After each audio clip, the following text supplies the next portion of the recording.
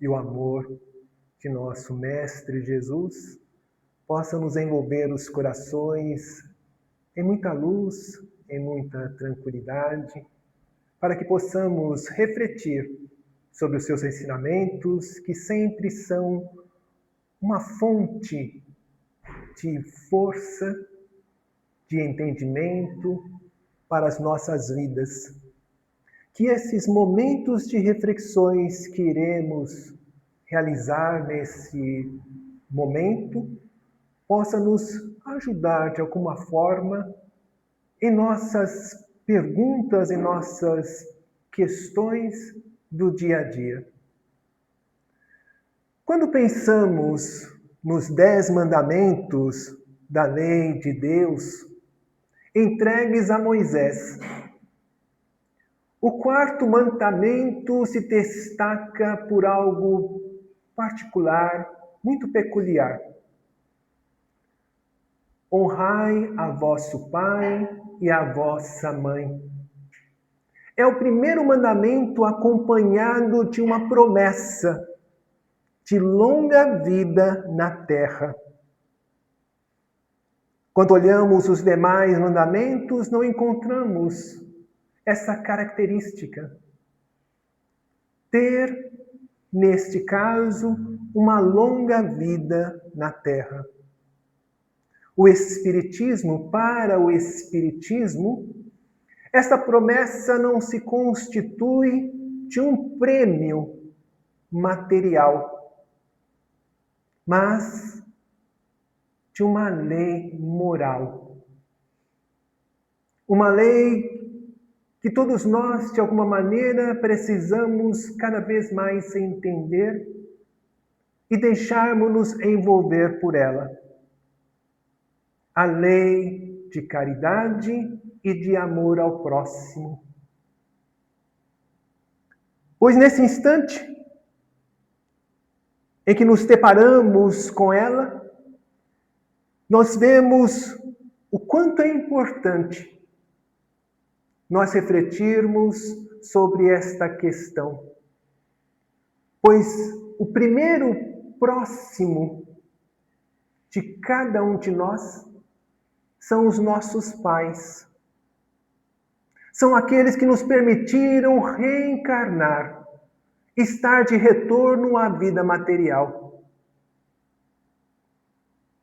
E dentro desse raciocínio, nós precisamos nos aprofundar e entender que se os nossos pais representam o próximo, o mais próximo de nós, não seria coerente realizarmos a caridade para os estranhos na rua, que são igualmente nossos irmãos.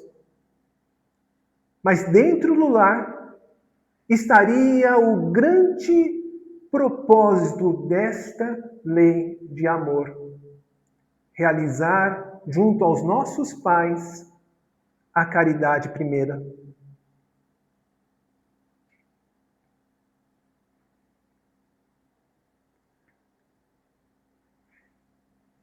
Kardec, no capítulo 14 do Evangelho segundo o Espiritismo, vem nos ressaltar a piedade filial como sendo uma das consequências naturais da lei de amor e caridade. E quando os espíritos buscam a Kardec o esclarecimento em relação a essas questões, eles tentam nos trazer o esclarecimento que esta piedade filial não pode se restringir a dar o teto e o alimento aos nossos pais como única questão relacionada a isto. Mas deveria se estender, transcender a esta questão. E é nesse ponto que nós precisamos, talvez, aí penetrar um pouco mais. E eles nos falam que este algo mais representa oferecer o repouso aos que já trabalharam por nós, demonstrar tolerância e indulgência com as suas limitações e tratá-los com uma gentileza amável. Honrar, então, é um ato de delicadeza da alma. Quando nós paramos para avaliar isto, vemos que não se restringe, então, apenas aos substratos, aos elementos da materialidade, que muitas vezes nós temos condições de dar aos nossos pais. Entretanto, quantos pais se encontram em nossos lares colocados nos últimos cubículos da casa, pois agora já não tem mais condições de trabalho, funcionalmente já não consegue realizar muita coisa e simplesmente os negligenciamos. Quando não os colocamos em asilos, em casas de repouso, esquecidos até de visitá-los no seu aniversário e em alguns outros momentos. Então, quando Kardec recebe essas orientações e os Espíritos nos alargam os horizontes, pensando uma delicadeza da alma, é justamente oferecer a esses nossos genitores algo a mais. Um tratamento, um acolhimento, ouvi-los, auxiliá-los em suas necessidades, que muitas vezes não se resume ao material. Kardec também vai analisar nas questões 7 e 7.4 que os laços de família constituem uma lei da natureza para que os homens aprendam a desenvolver o amor. E essa questão está ligada justamente quando ele fala, poxa, se de repente os laços de família se enfraquecerem na sociedade, o que ocorrerá? E aí a gente vê que esses laços são fundamentais para desenvolvermos o amor, a cooperação entre todos nós. Pois se esses laços se enfraquecerem, se nós negligenciarmos os laços de família, que constituem as âncoras, os pilares de um lar, nós voltaríamos à época da barbárie, à época da selvageria, em que o egoísmo prevaleceria de forma pura e instigante, nos levando às condições tão somente da sobrevivência. Então, precisamos retomar a valorização dos laços de família, da família em si.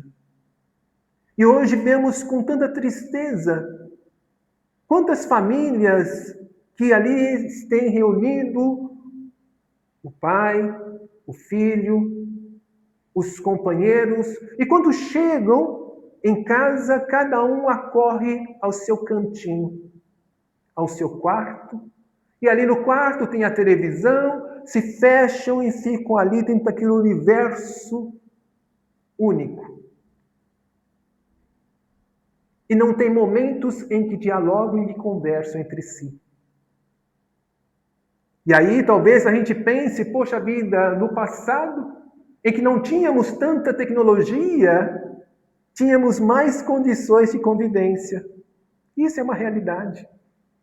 Mas não podemos jogar fora a tecnologia que nos auxilia, mas precisamos aprender a utilizá-la. E termos momentos, sim, que reunamos a família e possamos estreitar os nossos corações no diálogo fraterno. Daí, talvez, a grande importância que o Espiritismo vem nos sugerir com o Evangelho no lar. É o momento em que a família se reúne para conversar, dialogar em torno do Evangelho de Jesus. deixando de lado a tecnologia por alguns momentos e ali conversar sobre aquela passagem, sobre como foi o nosso dia relacionado àquela questão, os conflitos que às vezes ocorrem, e nesse instante, estreitando-nos uns aos outros, ganhamos muito em crescimento, pois não deixamos de lado esses elos sagrados da família. Emmanuel, nosso querido benfeitor espiritual, vem nos convidar para olhar os pais com um viés diferente, sem exigir deles uma perfeição que eles não têm. Esse é um outro ponto, porque talvez pela sociedade foi-nos colocado de que os pais são os nossos modelos. E assim o é. Dentro de determinados limites, eles são os nossos modelos. Entretanto, não são modelos perfeitos. Não são. Os Espíritos diz que Jesus, sim, é o nosso guia e modelo. Mas os pais ainda estão distantes de ser um Cristo. Mas são, para nós, criaturas importantíssimas. Entretanto, muitas vezes temos este olhar, essa visão de que não podem errar.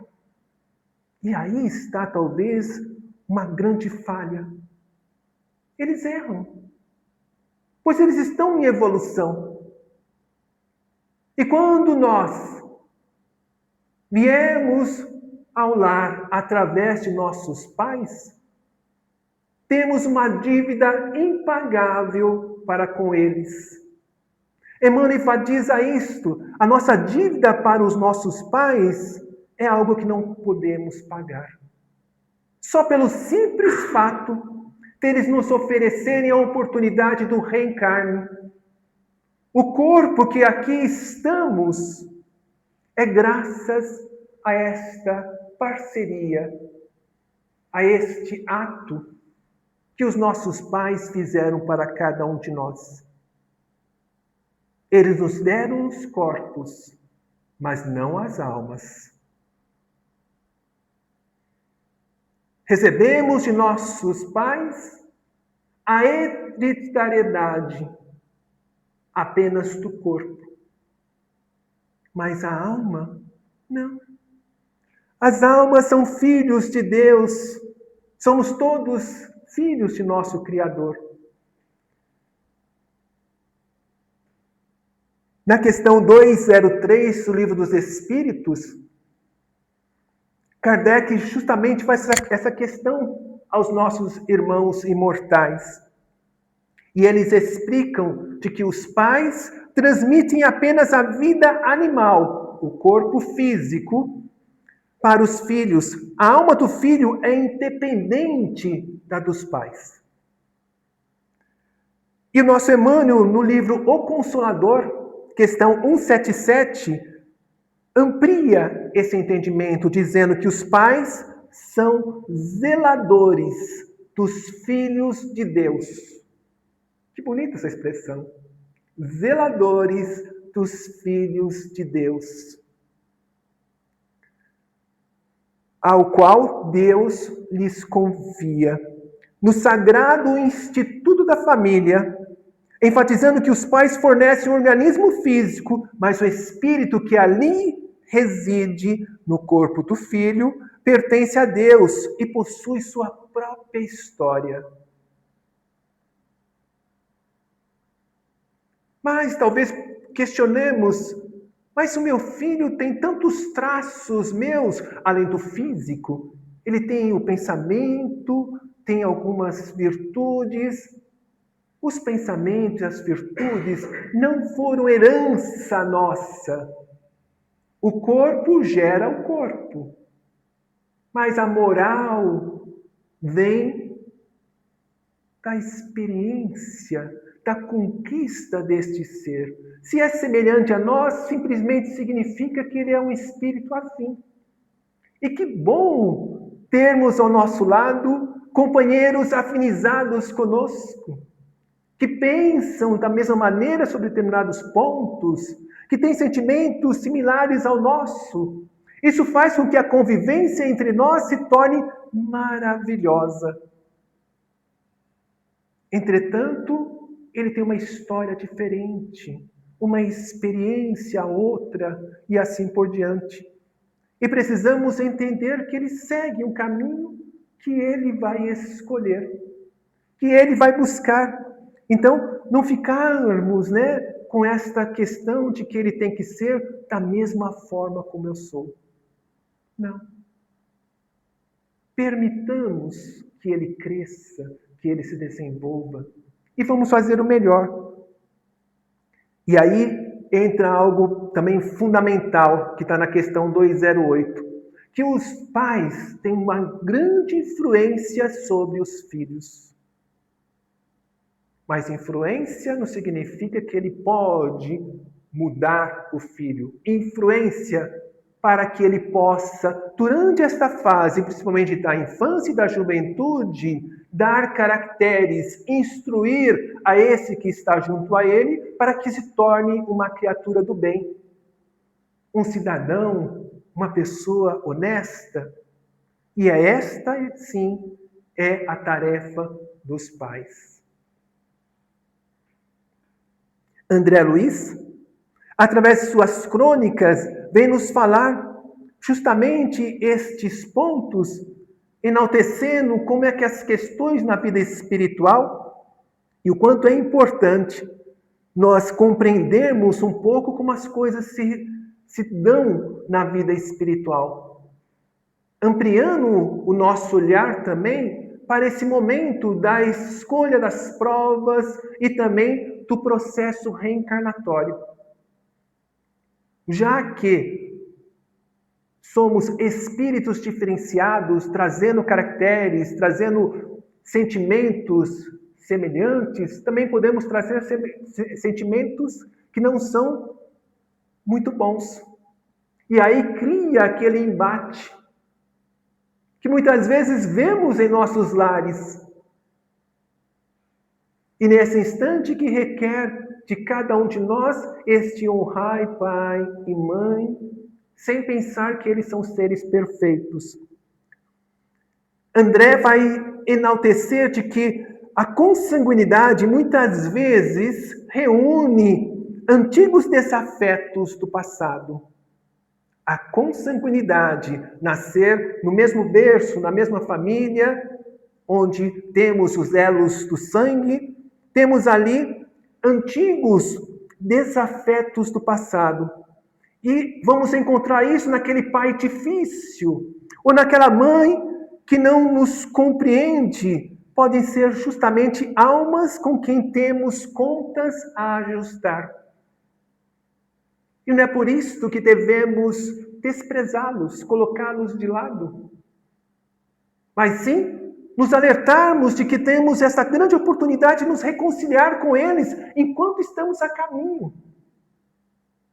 E o quanto belo e importante é isto.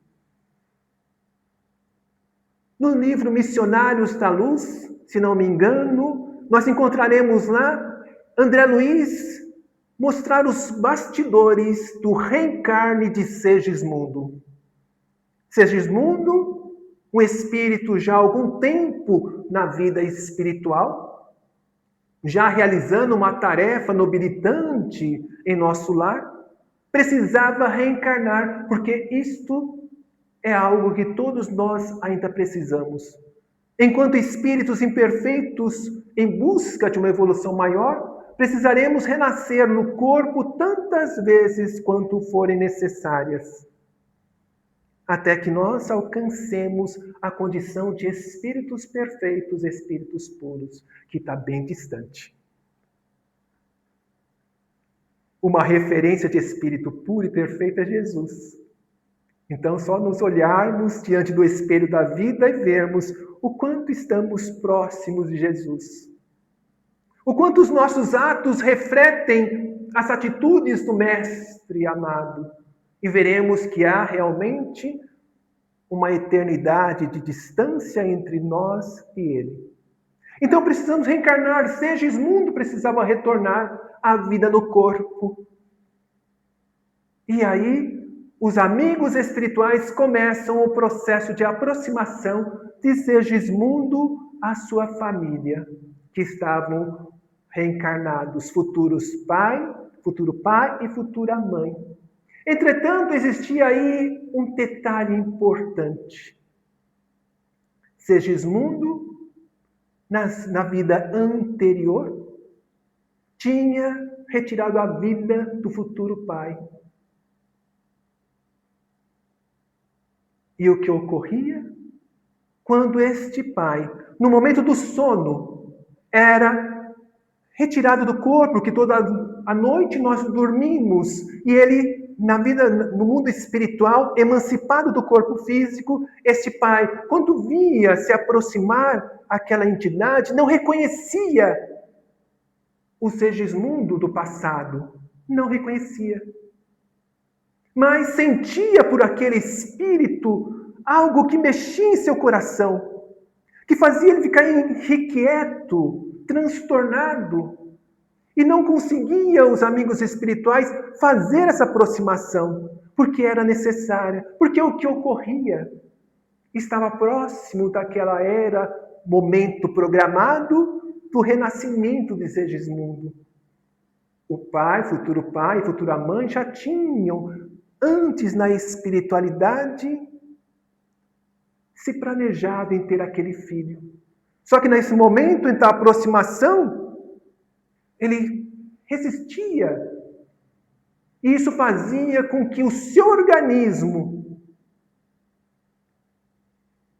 não produzisse os hormônios necessários, não produzisse as questões necessárias para que pudesse estar em condições, e ele ficava temporariamente infértil.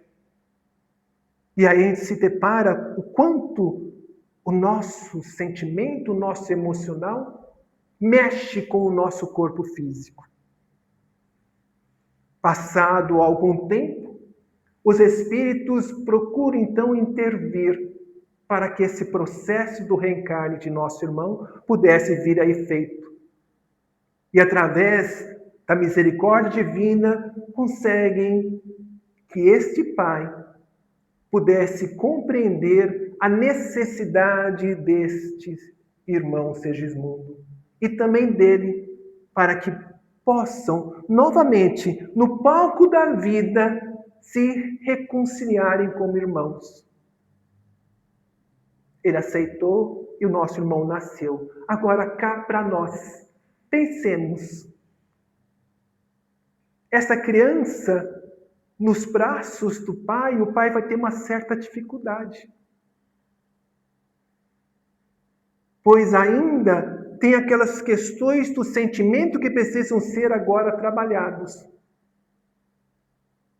E está aí a grande oportunidade dele conseguir vencer através do amor que ele vai dedicar a este filho aos poucos. Então, reavaliemos os nossos pensamentos, os nossos sentimentos e atitudes quando temos em nós algo que nos faça ter um pouco mais dificuldade para com os nossos entes amados. Daí está uma grande oportunidade de realmente crescermos juntos. Então, o cuidado com os pais doentes, idosos ou incompreensivos é a nossa oficina de cura, nos fala André Luiz. E a forma como tratamos os nossos idosos é o nosso cartão de visita para o plano espiritual. Ali, no lar, se mede o tamanho real de nossa evolução.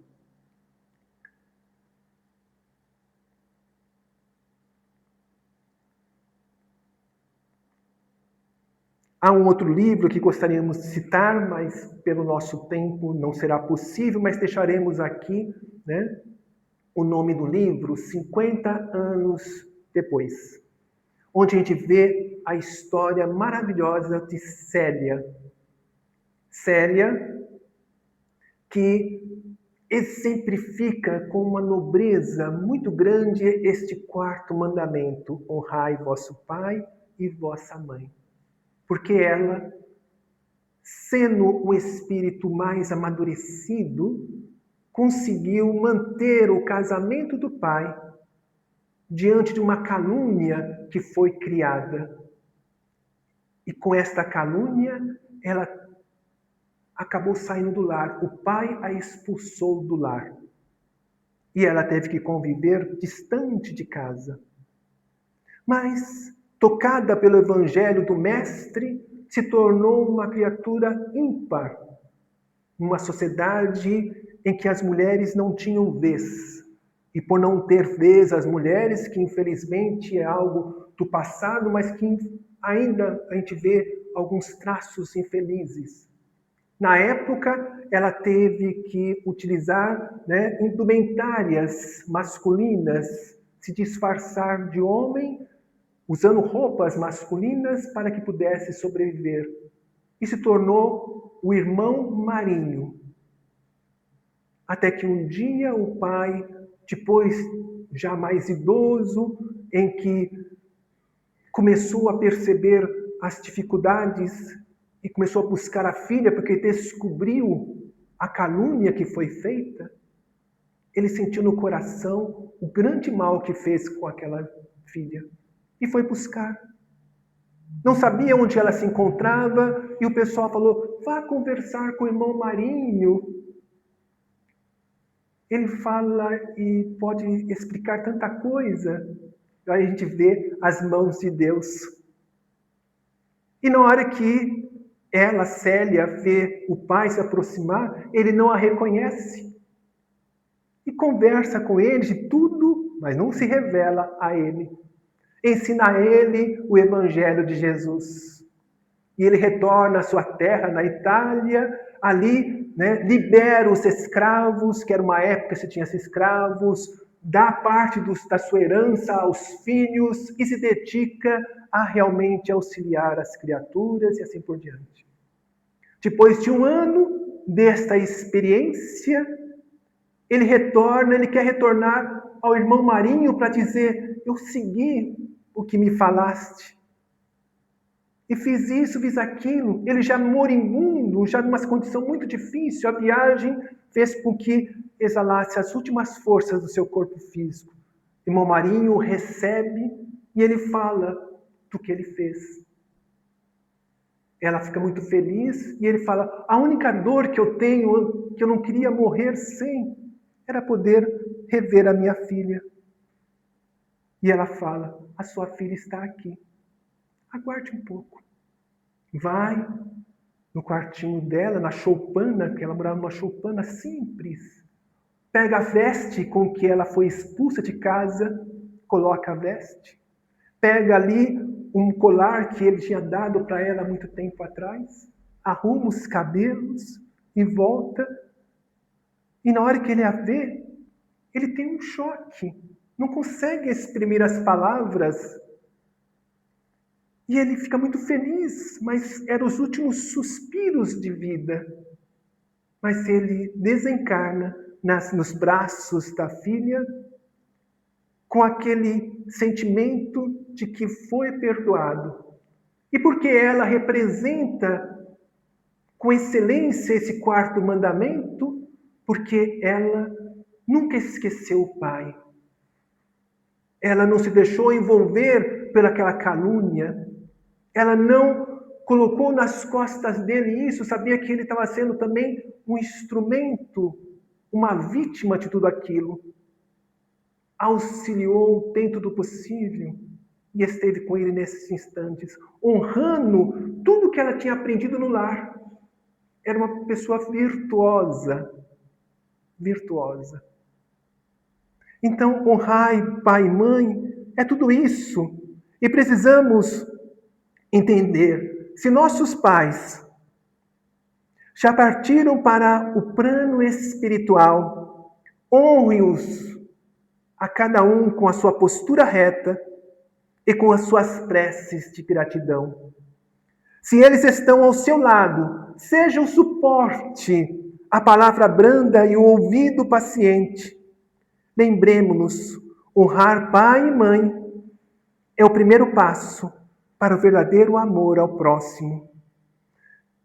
Que Jesus nos abençoe e nos envolva agora e sempre no seu amor. Muita paz, muita luz.